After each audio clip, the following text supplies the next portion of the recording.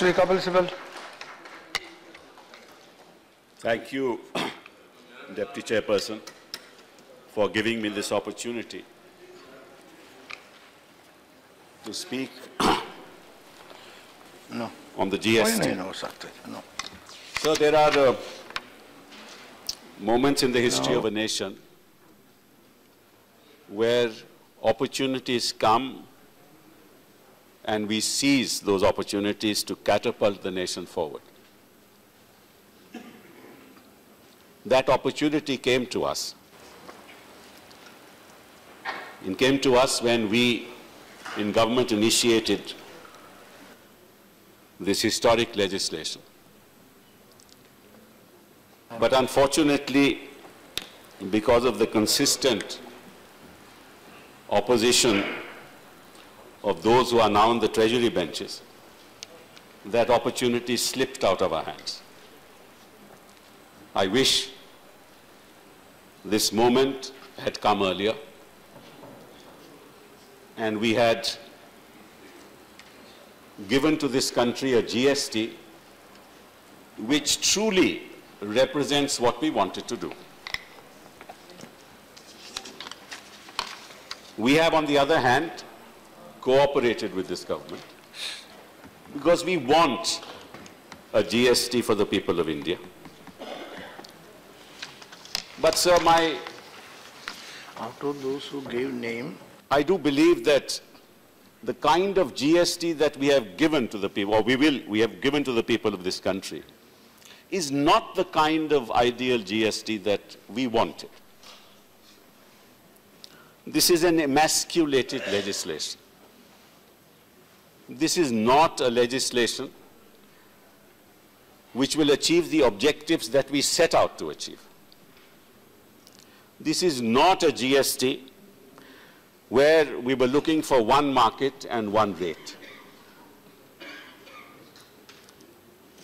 That would have been a dream GST.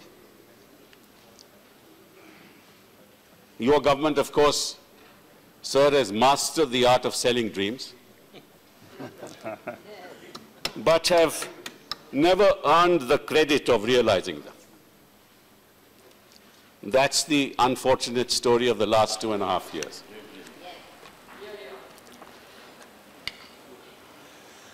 I will, sir, just make 7 preliminary points and then I'll touch upon some specific issues.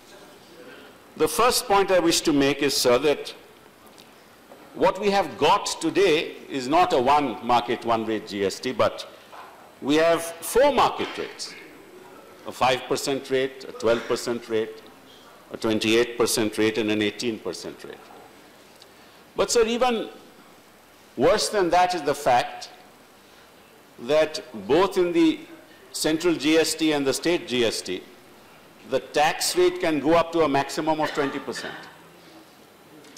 Which means you can, theoretically speaking, for any good or service, you can have a maximum rate of 40%. And on top of that, you can have a cess of a maximum of 15%.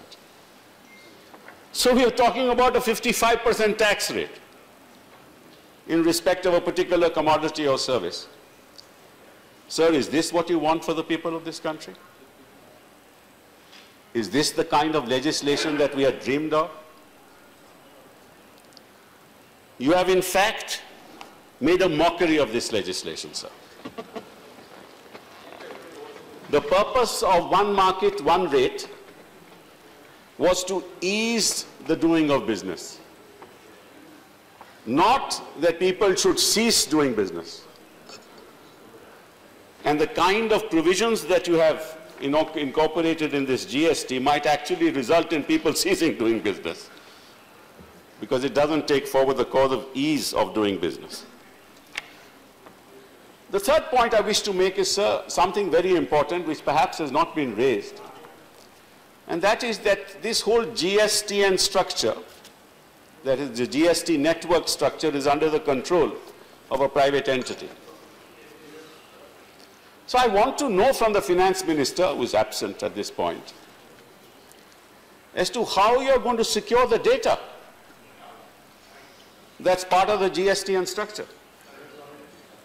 data security is the heart of doing business. What law have you put in place to ensure that there is going to be security of that data? What assurance have you given to the people of this country and to the business community in particular that the data which will travel on the GST system is going to be secure? And what if competitors get access to that data? Can you imagine, sir, the kind of havoc that can cause because of access of that data by competitors? And how do you trust a private entity who ensures complete security of data? May I make a point of order? If we, May I tell you that this GSTN was set up in 2013. Why don't you ask your colleagues? What is the point of order? So the point I'm making is you are in government. You are responsible for the security of that data. The finance minister is responsible for the security of data, and it just won't satisfy us by him saying, no, no, it is secure. He must inform the House how it is secure, what is the legislation that is going to be put in place to ensure that it is secure, and what proceedings will be initiated in the event it is found that that data of mine has been stolen by somebody, by a competitor or otherwise. And this, of course, touches upon a larger debate about security of Aadhaar and security of data really when you are going digital in this country. It's good sort of atmospherics to tell the world that we are going digital, but it will be better if you work hard to ensure that the basic network for going digital is in place. And I'm afraid it's not going to be in place because you want to implement this by July 2017. The fourth point I wish to make is that, sir, again, you have jettisoned the Rajya Sabha. The issue of whether the tax rate can go up to 55%, this is a matter which should have been discussed in this House. But by including it in the GST legislation and getting it passed in the Lok Sabha, we've had no opportunity to actually discuss it. To have it sent to the standing committee, to raise the issues that are in our mind, and then, of course, at that point in time, come to a consensus as to how we should go forward. And again, you are committing that mistake because actually you are not just hurting the sentiments of this House, but you are jettisoning the important function of this House as we move forward. And in a sense, because you've been a member of this House right from the beginning, this is something that you should be thinking of much more than thinking of being finance minister in the government and jettisoning the rights of this House. The fifth point I wish to make, sir, is the following. This GST excludes petroleum and petroleum products. It excludes electricity. It excludes tobacco and tobacco products. It excludes real estate. It excludes aviation, turbine fuel. If you, in terms of value, it excludes 40% of the GDP. Now, what kind of GST is this? That 40% of the GDP in terms of value is outside the GST system. The sixth point I wish to make, that some of the provisions, and I'll come to that a bit later, are anti-consumer, anti-Kisan, anti-agriculture, anti-industry. And I'll refer to some of those provisions when I come to those specific issues. The seventh point is, sir, that in fact, in my interaction with industry, I am informed that industry did not have a chance to have a complete consultation process with you. What you did was, you asked the industry to send them representations, which they sent you. But you've not had an open dialogue with industry. And industry has complained about it. I have had an interaction with industry, whether it's the chambers of commerce, the ASSOCHAM, or FICCI, or Confederation of Industries. They all told me that at no point had they a dialogue with you so that they can explain to you their concerns in respect of the GST. And sir, you've set dates in May to set out the rules in respect of the GST and rates in respect of particular commodities and services. That's going to happen sometimes between the 16th and 18th of May. Thereafter, you will finalize it at the end of May. Then the people of this country and industry and business will get to know, and they only have the month of June to get themselves ready for a GST that's going to be rolled out on the 1st of July. Now, is this how you treat your industry? Is this how you treat the business community? And remember, sir, most of the business is done by the small and medium sector in this country. They are the backbone of this country in terms of commerce. And where do they have experience in digital, in organizing themselves digitally?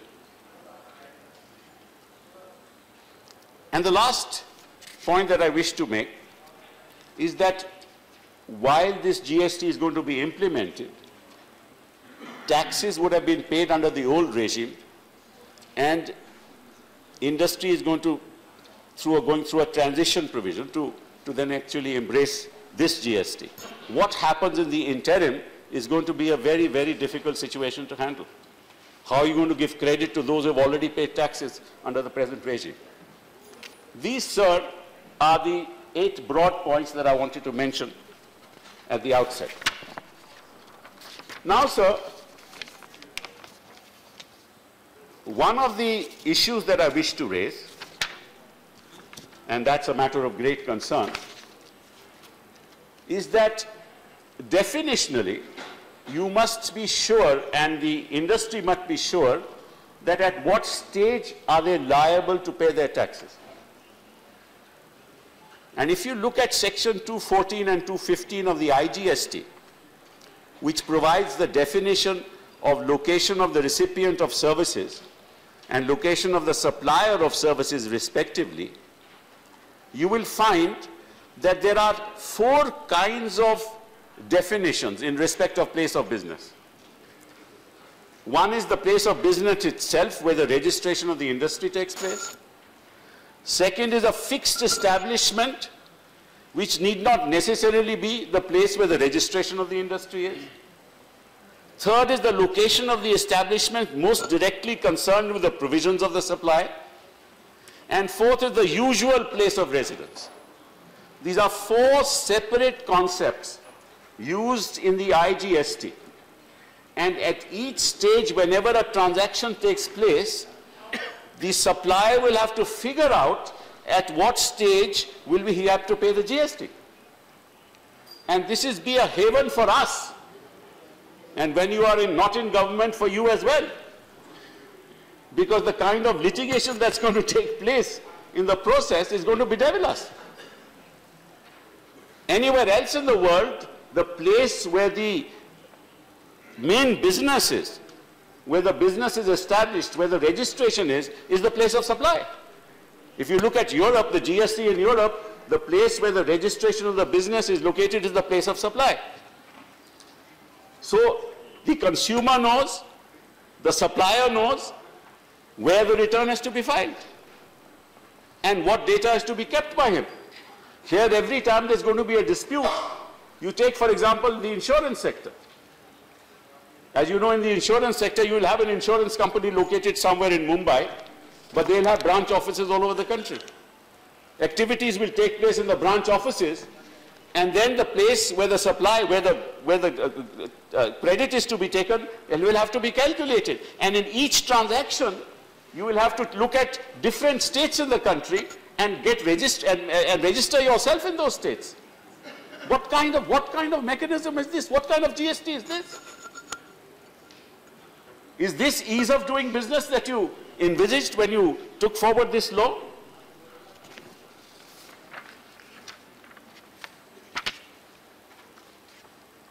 Take, for example, sir, and I mentioned the fact that this is anti-agriculture.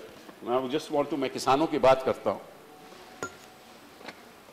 आपको मालूम है कि GST में जो जहाँ तक किसान का सवाल है, एग्रीकल्चरिस्ट का सवाल है, उसको जीएसटी नहीं देना पड़ता. वो एग्जेम्प्ट, उसका प्रोड्यूस भी एग्जेम्प्ट. लेकिन देहात में जो आम किसान है, वो अपने गाय का दूध भी बेचता, वो अपने ट्रैक्टर को रेंट भी देता, वहां से वो एग्जम्प्ट नहीं है। तो जब उसका टर्नओवर 20 लाख से ऊपर हो जाए, सालाने की बात कर रहे हैं, नॉर्थ ईस्ट में 10 लाख, तो उसको अपने आप को रजिस्टर करना पड़ेगा, क्योंकि उसका जो प्रोड्यूस है टर्नओवर के लिए, अगर वो दूध भी बेचता है और रेंट भी करता है ट्रैक्टर, उसको साथ जोड़ के उसको यह तय करना होगा कि उसको रजिस्टर करना है कि नहीं। तो किसान के लिए तो आफत आ गई ना। पहले तो अपना दूध का वो रखेगा कि कितना मैंने दूध बेचा, कितना मैंने खरीदा, कितना मैंने बेचा और क्या उसका हिसाब किताब है, फिर उसका वो इनवॉइस रखेगा, फिर उसके बाद वो ट्रैक्टर देता है दिहाड़ी का, उसकी रेंट रसीट लेगा। ये हिंदुस्तान का किसान करेगा। This is ease of doing business for India. मुझे तो समझ आ नहीं रही कि आपके मन में क्या था। मैं आपको बताऊं, एग्रीकल्चर की डेफिनेशन बता देता हूं। Agriculturalists mean an individual or a Hindu undivided family, and this is section 2(7) of the CGST Act, who undertakes cultivation of land by own labor or by labor of family or by servants on wages, payable in cash or in kind or by hired labor. ये है definition of agriculturalist. और साथ साथ में आपने section 2 of brackets 112 CGST में कहा है supply from cultivation of land is exempted. That's all. Only supply from cultivation of land is exempted. Nothing else is exempted. तो उसमें तो किसान को दिक्कत आ जाएगी। जो और आप तो गरीब की बात करते हो, आजकल तो आप गरीबों की बहुत बात करने लगे हो, ठीक है ना। और अगर वो बेचारे किसान ने अपने आप को रजिस्टर नहीं किया तो चैप्टर 14 के अंतर्गत टैक्स इंस्पेक्टर उसे पीछे लग जाएगा। तो एक तरफ गौ रक्षा और दूसरी तरफ टैक्स रक्षक, ये दोनों चीजें साथ साथ चल रही हैं लगता है। तो आप इसका जरा किसान के बारे में सोचिए और उसको इस दिक्कत में मत डालिए। आपको यह करना चलेगा, इसमें प्रावधान लाना पड़ेगा, संशोधन लाना पड़ेगा कि जहां भी किसान के साथ कोई भी एंसिलरी एक्टिविटी हो उसको भी एग्जम्प्ट किया जाए। यह हमारी मांग है, इस पे आप सोचिए। फिर this only is just one example, क्योंकि वक्त ज्यादा नहीं है, मैं ज्यादा वक्त नहीं लूंगा। Is just one example of how this GST is anti agriculture. अब how it is anti business, उसका मैं उदाहरण आपको देता हूं। Sir, under the present system अगर कोई भी एयरलाइंस, अब सुभाष जी बैठे हुए हैं, अभी तो मीडिया में काम करते हैं, थोड़े दिनों में हवाई जहाज भी खरीद लेंगे, तो people who are in the business of leasing planes under the old taxation environment,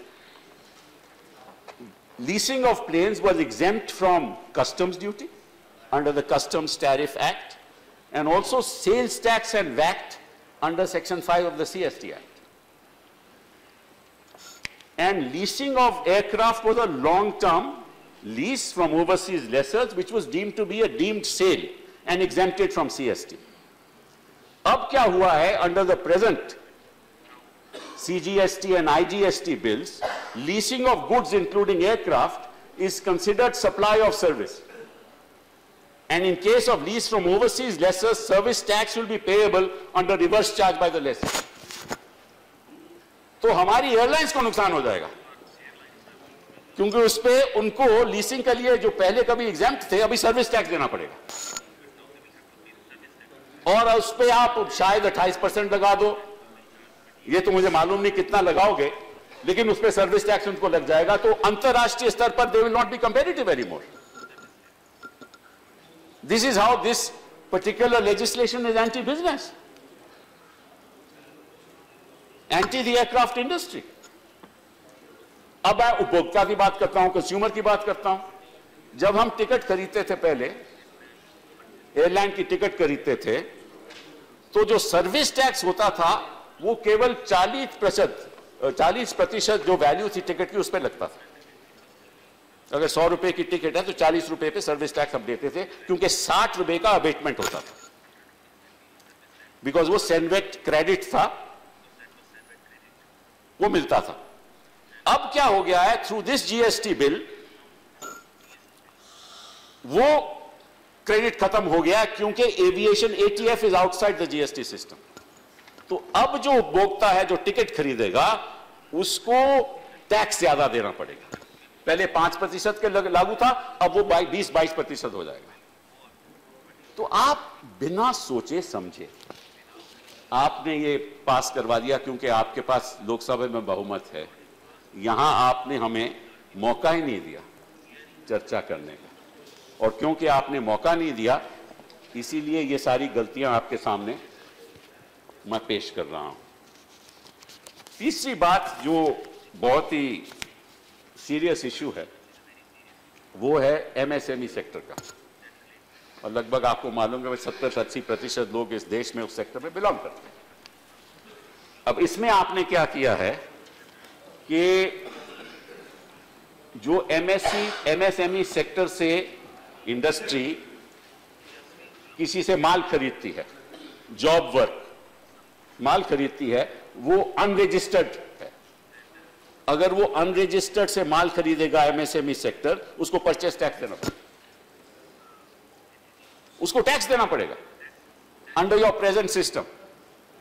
और अगर उसको टैक्स देना पड़ेगा तो कभी अनरजिस्टर्ड आदमी से वो खरीदेगा ही नहीं, क्योंकि वो पास ऑन नहीं कर सकता, उसको तो अपने हाथ से देना पड़ेगा। तो इसका मतलब है कि जो अनरजिस्टर्ड डीलर्स हैं, जिनकी 20 लाख से नीचे आमदनी है, जो रजिस्टर नहीं करते, उनसे कोई खरीदेगा ही नहीं, क्योंकि वो परचेस टैक्स क्यों दे? वो तो उन लोगों से खरीदेगा जिसका जो इनपुट क्रेडिट उसको मिल सके तो आगे वो बेच दे, तो वो परचेस टैक्स क्यों देगा? So this legislation is against the MSME sector also. It's anti agriculture, anti-consumer, anti-MSME, and anti-industry. What kind of GST is this? Textile sector की बात आ जाओ, जहां लाखों लोग का रोजगार टेक्सटाइल सेक्टर से जुड़ा हुआ है। और आज टेक्सटाइल सेक्टर का क्या हाल है मैं आपको बता दूं। जहां तक कॉटन टेक्सटाइल का सवाल है, वहां जो टैक्स रेट है वो 39.5% आज के दिन। Synthetic and MMF textiles 18.7%, ready-made garments and miscellaneous textile products 32.9%, woolen 4.3%, aggregates to 95.4%. Remaining categories khadi and handloom 1.2%, silk 1.6%, jute and hemp 0.8% and carpet weaving 1%. अब इसको आप कैसे रैशनलाइज करोगे? किसी को मालूम ही नहीं, कोई चर्चा ही नहीं है। जब तक इसको सही तरीके से आप रैशनलाइज नहीं करोगे, तब तक टेक्सटाइल सेक्टर जहां रोजगार सबसे ज्यादा है वो बर्बाद हो जाएगा। मंत्री जी आप बैठी हुई थी, वो चली गई। So my request to you is that make sure that when you actually set out the rates on May 16th and 18th, make sure that you look into these anomalies and make sure that the rate of tax in this sector is 5% and less. Because you can't, because this is what ordinary people in this country go and buy and wear on a daily basis. If you make this expensive, we are in great difficulty. I hope, sir, you take that into account. Now I come, sir, to the telecom sector. Now, sir, in the telecom sector, we've done very curious thing for which I need an explanation. We have now said that you will disallow credit for anybody who purchases telecom towers. You will not give any credit to them. There's no rationale for this. You know very well that the telecom sector cannot work without telecom towers. And if you are going to not allow credit on the use of telecom towers, you're going to make the entire service more expensive. Ultimately, it's the consumer who will suffer. And the industry already, as you know, is riveting under a debt of 3,50,000 crores. That's the debt of the industry today. For every 100 rupees of revenue they earn, and these are data, official data, their outgoing expenses are 115. For every 100 rupees they earn. That's the state of the industry today. What are you going to do about it? And if you don't even address these issues, which affect industry, which affect agriculture, which affect consumers, then what kind of GST are you giving to this country? That's why I said it's a mockery of the kind of GST that we wanted. That's why my colleague and my friend, the then finance minister, kept on saying the revenue neutral rate is 18%. Do not go above the revenue neutral rate. But sir, you believe in telling the world that you're doing something revolutionary. But the fact of the matter is that this is not a rational piece of legislation. The next sector that I want to touch upon, and then two sectors I want to touch upon, is one, the banking sector and the financial services sector. So this is, sir, a very, very serious issue. As you know, sir, in the digital world, now banking transactions take place over the net. Now, when banking transactions take place over the net, say a head office in Delhi dealing with a branch outside, and there is transfer of money, that transfer of money is also subject to service tax. That also is subject to service tax. And people will have to, banking branches will have to keep accounts, financial services will have to keep accounts all over the country. Multiple registrations. And then your tax people will come and they'll start snooping into those transactions. This is true of insurance companies as well. So this is no way to deal with taxation. Taxation must be simple, so that we can, that business can comply with taxation provisions easily, that they are understandable, that they don't result in unnecessary disputes. That's the whole purpose of a GST. Avoid disputes. Make it simple. The definition should be clear. People should understand. The consumer should be protected. Industry should be given a low rate of tax so that they can compete with the international community. But sir, none of that is there. You have thrown that all out of the window.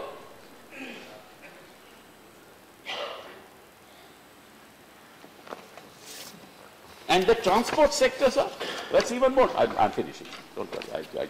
I don't want to take more time. I'm just trying to sort of place issues which perhaps have not been placed before this House before. The transport sector, sir. You know how the transport sector works in this country?